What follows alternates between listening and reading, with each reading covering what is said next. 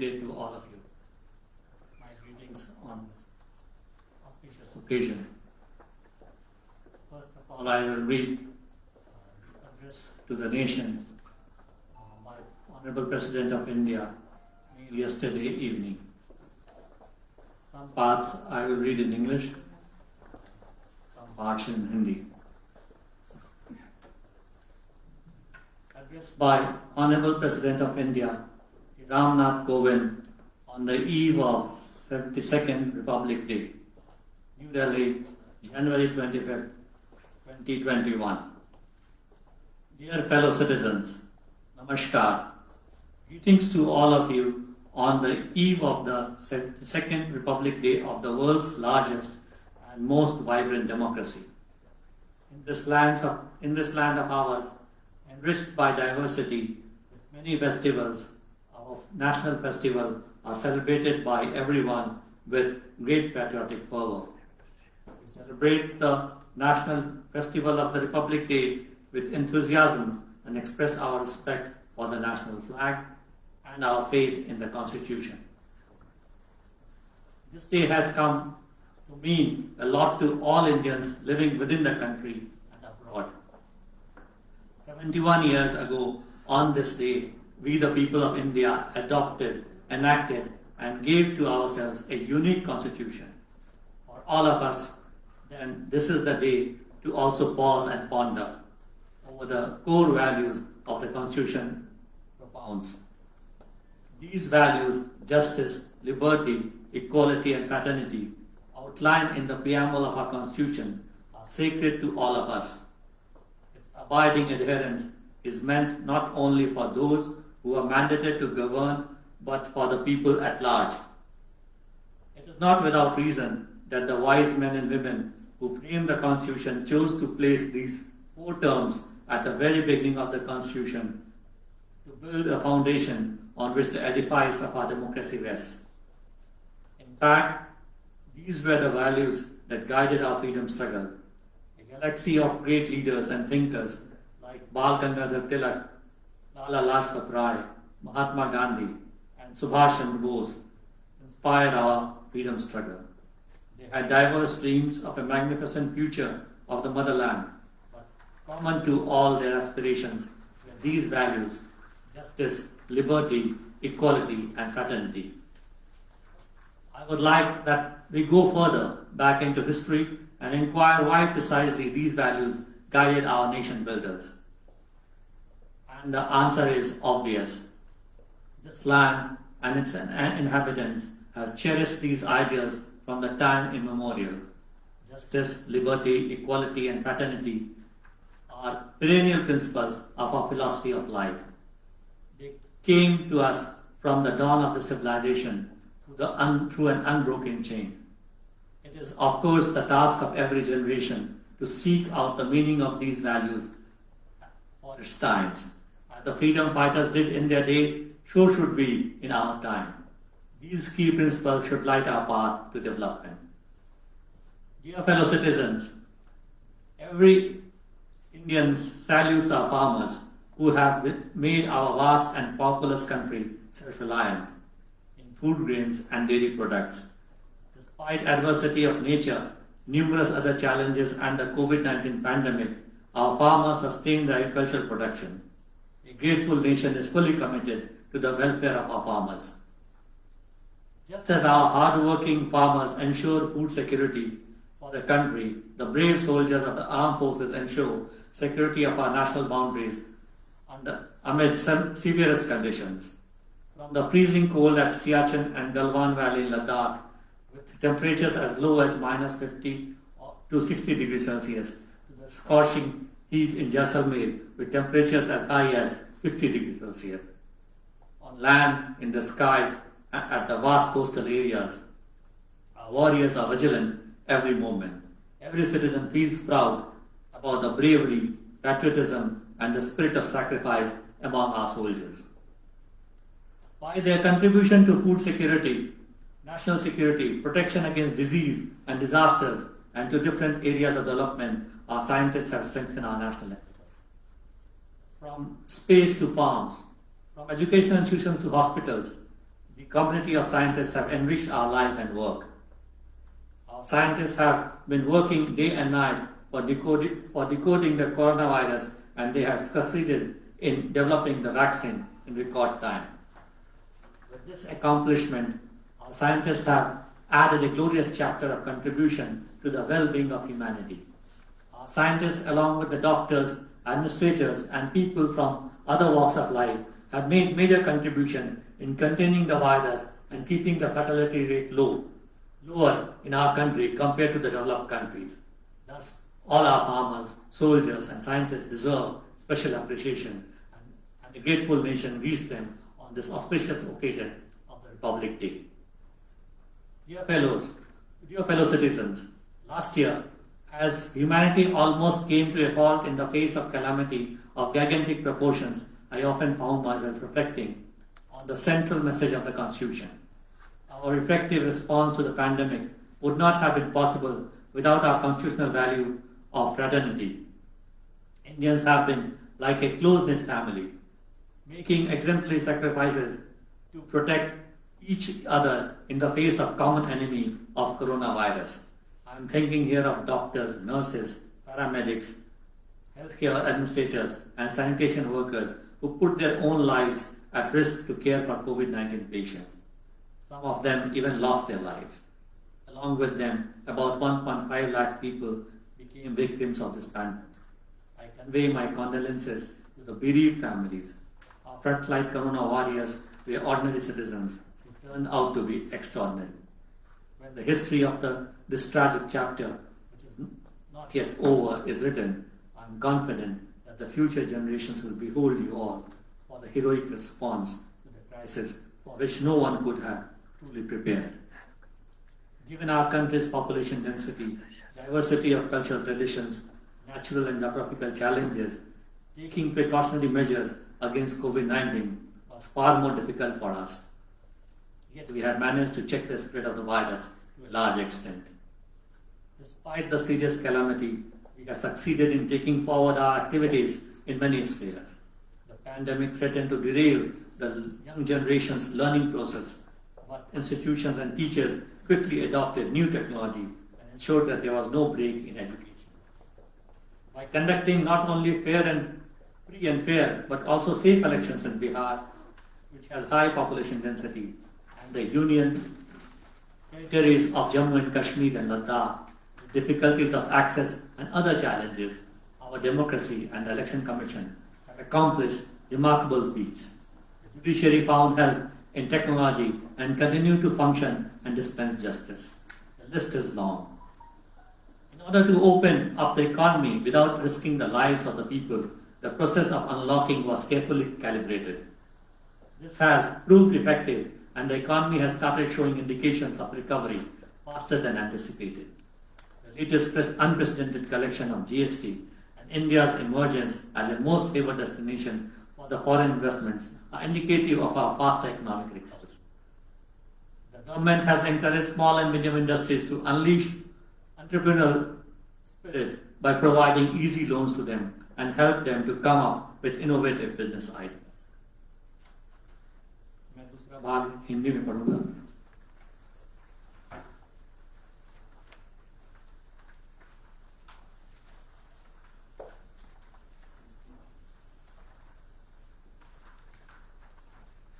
मेरे प्यारे देशवासियों, विगत वर्ष की विपरीत परिस्थितियों ने हमारे उन संस्कारों को जगाया है जो हम लोगों के हृदय में सदा से विद्यमान रहे हैं. समय की मांग के अनुरूप हमारे देशवासियों ने हर क्षेत्र में अपनी क्षमता का प्रदर्शन किया और खुद से पहले दूसरों के हित को प्राथमिकता दी. समस्त मानवता के लिए सहानुभूति, सेवा और बंधुता की इन गहरी भावनाओं से ही हजारों वर्षों से हमें एकजुट बनाए रखा है. हम भारतवासी मानवता के लिए जीते भी हैं और मरते भी हैं. इसी भारतीय आदर्श को महान कवि मैथिली शरण गुप्त ने इन शब्दों में व्यक्त किया है. उसी आदर की सदा सजीव कीर्ति गूंजती तथा उसी आदर को समस्त सृष्टि पूजती. अखंड आत्मभाव जो असीम विश्व में भरे वही मनुष्य है कि जो मनुष्य के लिए मरे। मुझे विश्वास है कि मानव मात्र के लिए असीम प्रेम और बलिदान की भावना हमारे देश को उन्नति के शिखर तक ले जाएगी। मेरे विचार में सन 2020 को सीख देने वाला वर्ष मानना चाहिए। पिछले वर्ष के दौरान प्रकृति ने बहुत कम समय में ही अपना स्वच्छ और निर्मल स्वरूप फिर से प्राप्त कर लिया था। ऐसा साफ सुथरा प्राकृतिक सौंदर्य बहुत समय के बाद देखने को मिला। इस प्रकार के प्रकृति ने यह स्पष्ट संदेश दिया कि छोटे छोटे प्रयास केवल मजबूरी नहीं बल्कि बड़े प्रयासों के पूरक होते हैं। मुझे विश्वास है कि भविष्य में इस तरह की महामारियों के खतरे को कम करने के उद्देश्य से जलवायु परिवर्तन के मुद्दे को विश्व स्तर पर प्राथमिकता दी जाएगी। मेरे प्यारे देशवासियों, आपदा के अवसर में बदलते हुए प्रधानमंत्री ने आत्मनिर्भर भारत अभियान का आह्वान किया। हमारी जीवंत लोकतंत्र, हमारे कर्मठ एवं प्रतिभावान देशवासी, विशेषकर हमारे युवा आबादी आत्मनिर्भर भारत के निर्माण के हमारे प्रयासों को ऊर्जा प्रदान कर रहे हैं। वस्तुओं और सेवाओं के लिए हमारे देशवासियों की मांग को पूरा करने वाले घरेलू प्रयासों द्वारा तथा इन प्रयासों के आधुनिक टेक्नोलॉजी के प्रयोग से भी इस अभियान को शक्ति मिल रही है। इस अभियान के तहत माइक्रो, स्मॉल और मीडियम एंटरप्राइजेस को बढ़ावा देकर और स्टार्टअप इकोसिस्टम को और अधिक मजबूत बनाकर आर्थिक विकास के साथ साथ रोजगार उत्पन्न करने के भी कदम उठाए गए हैं। आत्मनिर्भर भारत अभियान एक जन आंदोलन का रूप ले रहा है। यह अभियान हमारे उन राष्ट्रीय संकल्पों को पूरा करने में भी सहायक होगा जिन्हें हमने नए भारत की परिकल्पना के तहत देश की आजादी के 75वें वर्ष तक यानी सन 2022 तक हासिल करने का लक्ष्य रखा है। हर परिवार को बुनियादी सुविधाओं से युक्त पक्का मकान दिलाने से लेकर किसानों की आय को दुगना करने तक ऐसे महत्वपूर्ण लक्ष्यों की तरफ बढ़ते हुए हम अपनी आजादी की 75वीं वर्षगांठ के ऐतिहासिक पड़ाव तक पहुंचेंगे। नए भारत के समावेशी समाज का निर्माण करने के लिए हम शिक्षा, स्वास्थ्य, पोषाहार, वंचित वर्गों के उत्थान और महिलाओं के कल्याण पर विशेष बल दे रहे हैं। हमारी यह मान्यता है कि विपरीत परिस्थितियों में कोई न कोई सीख मिलती है। उनका सामना करने से हमारी शक्ति एवं आत्मविश्वास में वृद्धि होती है। इस आत्मविश्वास के साथ भारत ने कई क्षेत्रों में बड़े कदम उठाए हैं। पूरी गति से आगे बढ़ रहे हमारे आर्थिक सुधारों के पूरक के रूप में नए कानून बनाकर कृषि और श्रम के क्षेत्रों में ऐसे सुधार किए गए हैं जो लंबे समय से अपेक्षित थे। आरंभ में इन सुधारों के विषय में आशंकाएं उत्पन्न हो सकती हैं, परंतु इसमें कोई संदेश नहीं कि किसानों के हित के लिए सरकार पूरी तरह समर्पित है।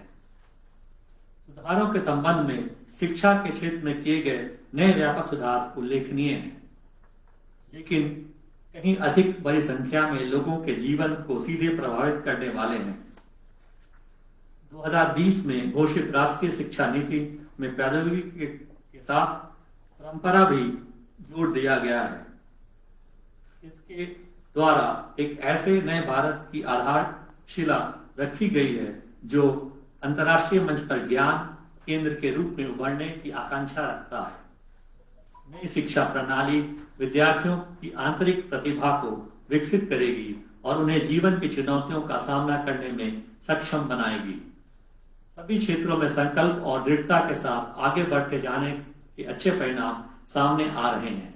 कोरोना की लगभग 1 वर्ष की अप्रत्याशित अग्नि परीक्षा के बावजूद भारत हताश नहीं हुआ है, बल्कि आत्मविश्वास से भरपूर होकर उभरा है। हमारे देश में आर्थिक मंदी थोड़े समय के लिए ही रही। अब हमारी अर्थव्यवस्था पुनः गतिशील हो गई है। आत्मनिर्भर भारत ने कोरोना वायरस से बचाव के लिए अपनी खुद की वैक्सीन भी बना ली है। यह विशाल पैमाने पर टीकाकरण का जो अभियान चल रहा है वह इतिहास में अपनी तरह से सबसे बड़ा प्रकल्प होगा। इस प्रकल्प को सफल बनाने में प्रशासन एवं स्वास्थ्य सेवाओं से जुड़े लोग पूरी तत्परता से कार्यरत हैं। मैं देशवासियों से आग्रह करता हूं कि आप सब दिशा निर्देशों के अनुरूप अपने स्वास्थ्य के हित में इस वैक्सीन रूपी संजीवनी का लाभ अवश्य उठाएं और जरूर लगवाएं। आपका स्वास्थ्य ही आपकी उन्नति का रास्ते खोलता है। आज भारत को सभी अर्थों में फार्मेसी ऑफ द वर्ल्ड कहा जा रहा है क्योंकि हम अनेक देशों के लोगों की पीड़ा को कम करने और महामारी पर काबू पाने के लिए दवाएं एवं स्वास्थ्य सेवा के अन्य उपकरण विश्व के कोने कोने में उपलब्ध कराते रहे हैं। अब हम वैक्सीन भी अन्य देशों को उपलब्ध करा रहे हैं। मेरे प्यारे देशवासियों, पिछले साल कई मोर्चों पर अनेक चुनौतियां हमारे सामने आई। हमें अपनी सीमाओं पर विस्तारवादी गतिविधियों का सामना करना पड़ा, लेकिन हमारे बहादुर सैनिकों ने उन्हें नाकाम कर दिया। ऐसा करते हुए हमारे 20 जवान वीर गति को प्राप्त हो गए। सभी देशवासी उन अमर जवानों के प्रति कृतज्ञ हैं। हालांकि हम शांति के लिए अपनी प्रतिबद्धता पर अटल हैं, फिर भी हमारी थल सेना, वायु सेना और नौसेना हमारी सुरक्षा के विरुद्ध किसी भी दुस्साहस को विफल करने के लिए पूरी तैयारी के साथ तैनात है। प्रत्येक परिस्थिति में हम अपने राष्ट्रीय हितों की रक्षा करने के लिए हम पूरी तरह सक्षम हैं। भारत के सुदृढ़ और सिद्धांतपरक रवैये के विषय में अंतर्राष्ट्रीय समुदाय भली भांति अवगत है। भारत प्रगति के पथ पर आगे बढ़ते हुए विश्व समुदाय में अपना समुचित स्थान बना रहा है। पिछले कुछ वर्षों में भारत का प्रभाव क्षेत्र और अधिक विस्तृत हुआ है और इसमें विश्व के व्यापक क्षेत्र शामिल हुए हैं।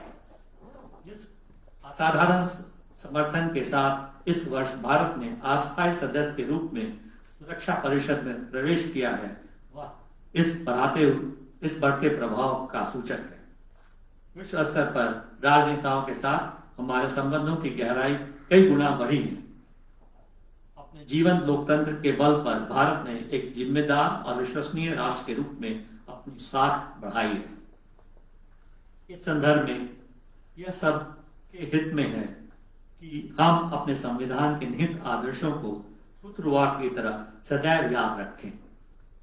मैंने यह पहले भी कहा है और मैं आज पुनः इस बात को दोहराऊंगा कि राष्ट्रपिता महात्मा गांधी के जीवन और विचारों का मनन करना हमारे दिनचर्या का हिस्सा होना चाहिए। हमें हर संभव प्रयास करना है कि समाज का एक भी सदस्य दुखी या अभावग्रस्त न रह जाए। समता हमारे गणतंत्र के महान यज्ञ का बीज मंत्र है। सामाजिक समता का आदर्श प्रत्येक व्यक्ति की गरिमा सुनिश्चित करता है, जिसमें हमारे ग्रामवासी, महिलाएं, अनुसूचित जाति एवं जनजाति सभी अपेक्षाकृत कमजोर लोगों के लोग, दिव्यांगजन और वयोवृद्ध सभी शामिल हैं। आर्थिक समता का आदर्श सभी के लिए अवसर की समानता और पीछे रह गए लोगों की सहायता सुनिश्चित करने के हमारे संवैधानिक दायित्व को स्पष्ट करता। सहानुभूति की भावना परोपकार के कार्यों से ही और अधिक मजबूत होती है। आपसी भाईचारे का नैतिक आदर्श ही हमारे पथ प्रदर्शक के रूप में हमारी भावी सामूहिक यात्रा का मार्ग प्रशस्त करेगा। हम सबको संवैधानिक नैतिकता के उस पथ पर निरंतर चलते रहना है, जिसका उल्लेख बाबा साहब डॉक्टर भीमराव अंबेडकर ने 4 नवंबर 1948 के संविधान के स्वरूप को प्रस्तुत करते समय संविधान सभा के अपने भाषण में किया था। उन्होंने स्पष्ट किया था कि संवैधानिक नैतिकता का अर्थ है संविधान में निहित मूल्यों को सर्वोपरि मानना। मेरे प्यारे देशवासियों, हमारे गणतंत्र की स्थापना का उत्सव मनाने के इस अवसर पर मेरा ध्यान विदेशों में बसे हमारे भाई बहनों की तरफ भी जा रहा है। प्रवासी भारतीय हमारे देश का गौरव है। दूसरे देशों में बसे भारतीयों ने विभिन्न क्षेत्रों में कामयाबी हासिल की है। उनमें से कुछ लोगों कुछ लोग राजनीतिक नेतृत्व के उच्च स्तर तक पहुंचे हैं और अनेक लोग विज्ञान, कला, शिक्षा, समाज सेवा और व्यापार के क्षेत्रों में बहुमूल्य योगदान कर रहे हैं। आप सभी प्रवासी भारतीय अपनी वर्तमान कर भूमि का भी गौरव बढ़ा रहे हैं। आप सबके पूर्वजों की भूमि भारत से मैं आपको गणतंत्र दिवस की हार्दिक शुभकामनाएं देता हूं। हमारे सशस्त्र बलों, अर्धसैनिक बलों और पुलिस के जवान प्रायः अपने परिवारजन से दूर रहते हुए त्योहार मनाते हैं। उन सभी जवानों को मैं विशेष बधाई देता हूं। मैं एक बार फिर आप सभी देशवासियों को गणतंत्र दिवस की शुभकामनाएं देता हूं। धन्यवाद। जय Hind.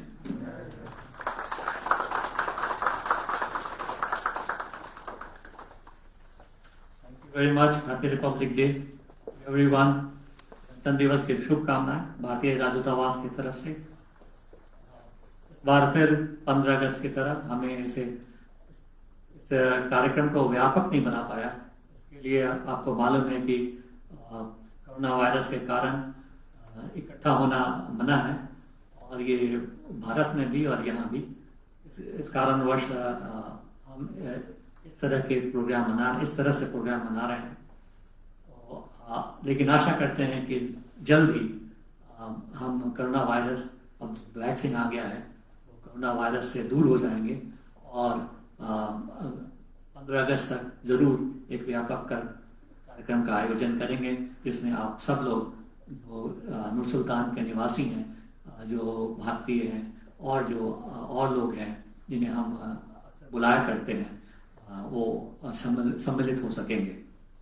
Thank you very much again for joining us on live telecast on Facebook for this program, and hopefully you will be able to join next time in the live program which we have generally on this day.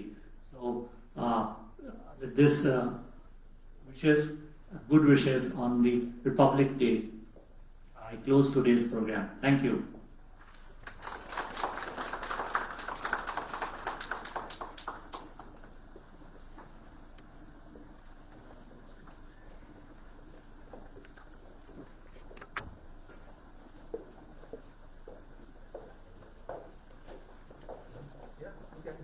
All join for a small refreshment, please.